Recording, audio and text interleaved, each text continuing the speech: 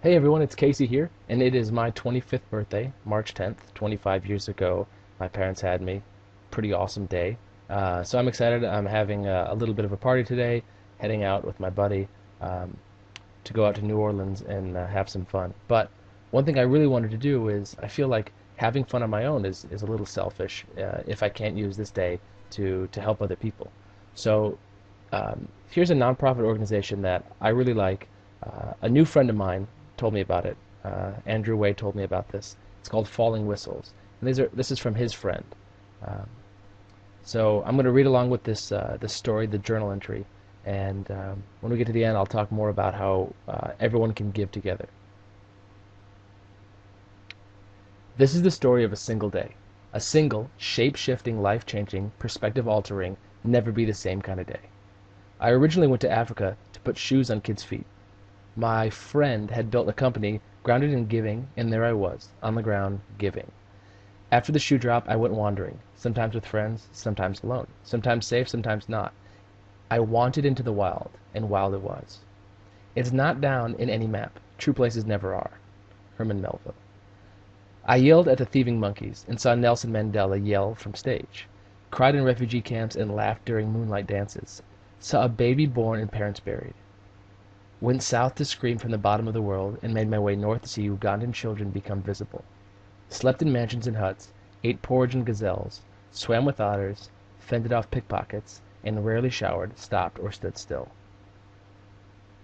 For 2 months there I was, death and destruction, fear and failure, adventure, wonder, motion. But all around was a pervasive hope moving steadily toward what could only be described as progress. Stories of change everywhere to be found, until I walked into the chaos of the Congo. The so-called Democratic Republic of Congo, home to one of history's deadliest wars. Strange circumstances led me to her doorstep, but there I stood ready to see what she might show my Western eyes. The following is what they saw. I hope one day to tell the full story. For now, peer deep into the story of a single day. As I'm writing you, the sun is setting just over the central lake of Goma.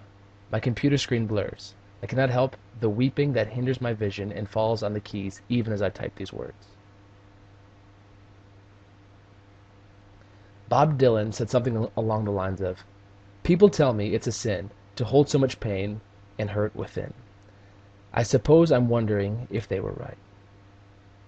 We originally planned to spend the day tracking down the rebel leader Kunda. We had arranged an armed escort to take us to his territory. However, after speaking with the Congolese military journalist who had just returned from that area, we decided to postpone the trip. He said the upcoming peace conference had infuriated Kunda's rebels. He told us it didn't matter who guarded us, the sight of us would enrage them and they would fire. Another day, but not this day, was his advice. We thought it was prudent to take note. Instead, we caught back up with the 5 boys that had just escaped 2 of the rebel armies. Busco, Bahati, Sarangendo, Claude, Sadiki. We found them in a filthy cell at a military encampment called T2, imprisoned. The boys had been forced to spend the entire night standing up straight. None of them were over 15 years old. None of them ever chose to fight. Still, they were being treated as enemies of the state. Yesterday, each of them were giving praises to God for their rescue from the rebels. Now they're wondering if the National Army is any different. It's a common problem here in Congo. There is more sexual violence here than anywhere in the world, but no signs that any one of the armies are any better or worse than the others. All the soldiers rape. All the soldiers pillage. All the people suffer. There is no refuge. Not the victim's side of a gun, anyway.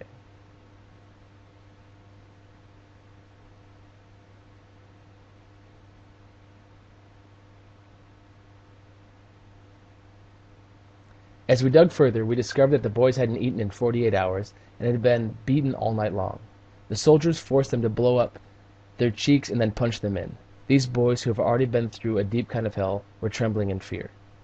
Lindsay convinced me, and we went to buy them food, clothes, shoes, soap, and a toothbrush, bare materials that grant a small dignity. They fell on the gifts, smiling, laughing, and thanking God. The bones of their ribs showed through their rags as they ate. The bananas in their hands were the first non-rotten food they had eaten since the last time they had seen their families. While we waited for the UN, who had promised to rescue them, we spoke with the boys individually.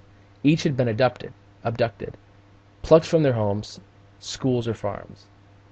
Each had been tied up and beaten. Each had been forced to kill. Sadaki had been dropped in a hole deep in the ground. Nearly 300 boys were forced into a ditch for 20 hours of the day. They sat and slept in their own excrement. Slowly they awaited the other 4 hours of the day when they found themselves tortured and trained to fire a gun, only to be dropped into their own filth. Many of us have heard the stories of child soldiers. Stories such as "A Long Way Gone" have granted us a glimpse into their tortured lives. I have heard, known, cared. I have even reacted enraged. But when these boys told me of the whistleblowers, the horror grew feet and walked within me. Captured by Kunda's rebel army, some boys not big enough to hold a gun were given merely a whistle and put in the front lines of battle. Their sole duty was to make enough noise to scare the enemy and then to receive, with their bodies, the first round of bullets. Lines of boys fell as nothing more than a temporary barricade. Those who tried to flee were shot from behind. The soldiers called it encouragement to be brave. Without a gun to protect themselves, the smallest boys were placed in the crossfire of two armies, forces fighting for reasons far beyond their ability to understand. With falling whistles, their only choice is to feign death, or face it. What the hell are we doing here? Am I even capable of doing anything to help such madness? Busco's the oldest of 8 children. Many times he watched that number dwindle to some soldier's petty fire. His only wish is to go back to his farm because he's sure his parents need his help to raise the family. For quite some time, they'd believed him dead. As with us all, the boys gained freedom from sharing their stories. Tears turned to smiles and smiles to laughter. Little in our respective lives was similar, but storytelling is strange and powerful. Surrounded by angry and onlooking guards, we found some small comfort in one another. The only Rwandan of the group was sure that he had fought against Kunda's army, the very same rebels that had abducted these Congolese boys. I asked if that had made them enemies. We're only boys. How can we be enemies?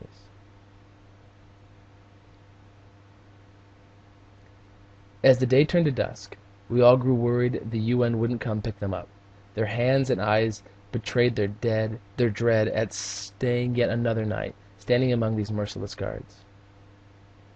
We started making some calls only to discover that the UN had passed responsibility of the children to UNICEF, who had been turned away at the camp 4 times. The soldiers wanted the children to stay for another night of entertainment and weren't prepared to have them released.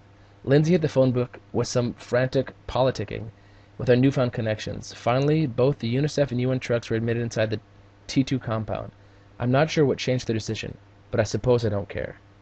We quickly loaded the boys into the trucks as the soldiers prepared to block our exit. Just because the trucks had gained entrance didn't mean they'd allow them to leave.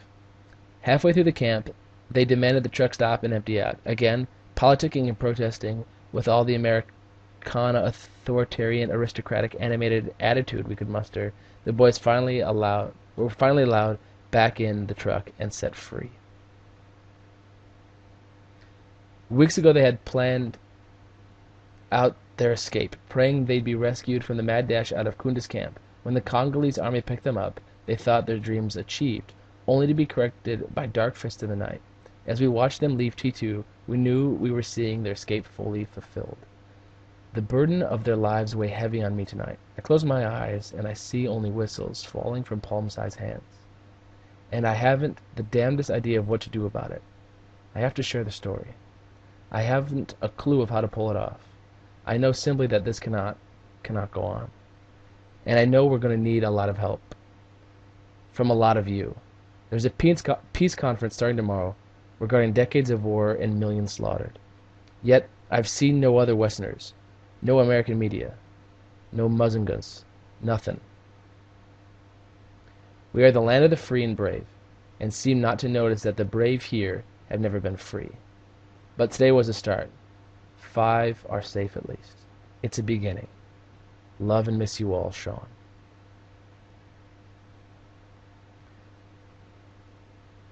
Now, what Sean's done is he's put together this website, and this website has whistles. Coming home, a close friend offered a fierce embrace and an unusual gift, a whistle.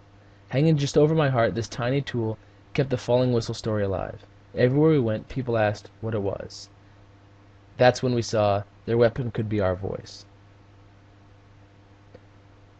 The whistle is a symbol of protest. Wear your protest and join the growing coalition for peace in Congo. 100% of proceeds go to rehabilitate war-affected children and fight for peace in Congo. The world is changed by those who speak out, whistleblowers. Rarely understood in their time, history looks back and calls them courageous. Be a whistleblower for peace.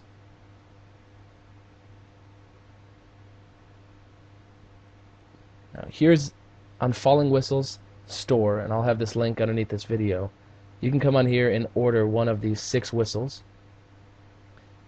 There's the original for $34, the brushed gunmetal, bronze, and copper for $44, and the limited edition for $100.